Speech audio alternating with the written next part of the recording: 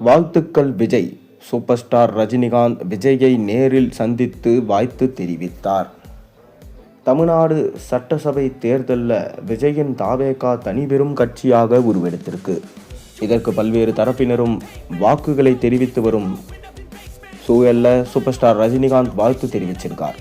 விஜய்க்கும் அவரது கட்சியினருக்கும் வாழ்த்துக்களை தெரிவித்துக் கொள்வதா விஜய் அவர்களுக்கு ரஜினி கூறியிருக்கிறார். அதாவது தமிழ்நாடு சட்டசபை தேர்தல் முடிவுகள் நேற்று அறிவிக்கப்பட்டது. அதில் யாருமே எதிர்பார்க்காத வகையில் விஜய் கட்சி மிகப்பெரிய சக்தியாக உருவெடுத்தது. மொத்தமுள்ள 234 தொகுதிகளில் விஜய் கட்சி 108 இடங்களில் வென்றது. விஜய் 2 தொகுதிகளில் போட்டியிட்ட நிலையில் 2லுமே அவர் வெற்றி பெற்றார்.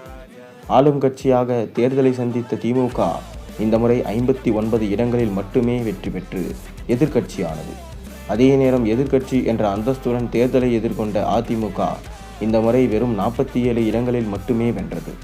இதனால் எதிர்க்கட்சி அந்தஸ்தை கூட அதிமுக இழந்தது. மேலும் இந்த தேர்தலில் முதல்வர் ஸ்டாலின், அமைச்சர்கள், மாஜி அமைச்சர்கள் என பலரும் தோல்வியடைந்தது பெரும் அதிர்ச்சியை ஏற்படுத்தியுள்ளது. தனிபெரும் கட்சியாக உருவெடுத்த விஜய்க்கு பல்வேறு தரப்பினரும் வாழ்த்துக்களை கூறி வராங்க.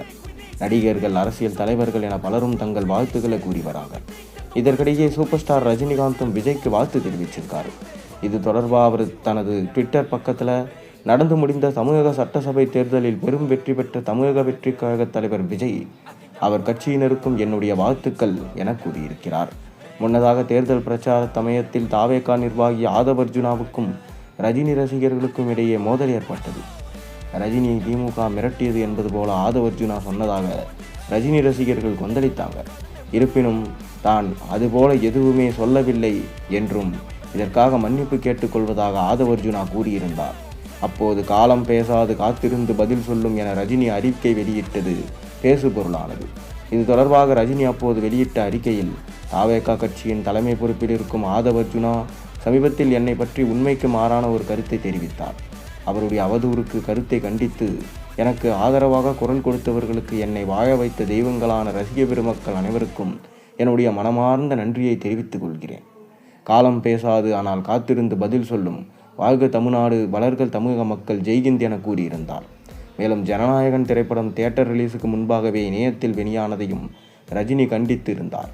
அது தொடர்பாக அவர் ஜனநாயகன் திரைப்படம் இணையத்தில் யாரோ வெளியிட்டிருப்பது அதிர்ச்சியையும் வேதனையையும் அளிக்கிறது. திரையமைப்புகள் இதற்கு எதிராக குரல் எழுப்பி அரசு இதை செய்வதை கண்டுபிடித்து கடுமையாக தண்டனை அளிக்க வேண்டும். இதுபோன்ற குற்றம் இனியும் தொடரக்கூடாது என்று கூறியிருந்தார். அதுபோல தற்போது விஜய்க்கு வாழ்த்து தெரிவித்துள்ளார். மேலும் ரஜினி தன்னால் அரசியலுக்கு வர முடியவில்லை என்றாலும் தன் மகன் போல இருக்கும் விஜய் அரசியலுக்கு வந்து ஜெயித்தது தனக்கு சந்தோஷம் என தற்போது ரஜினி கூறியிருக்கிறார்.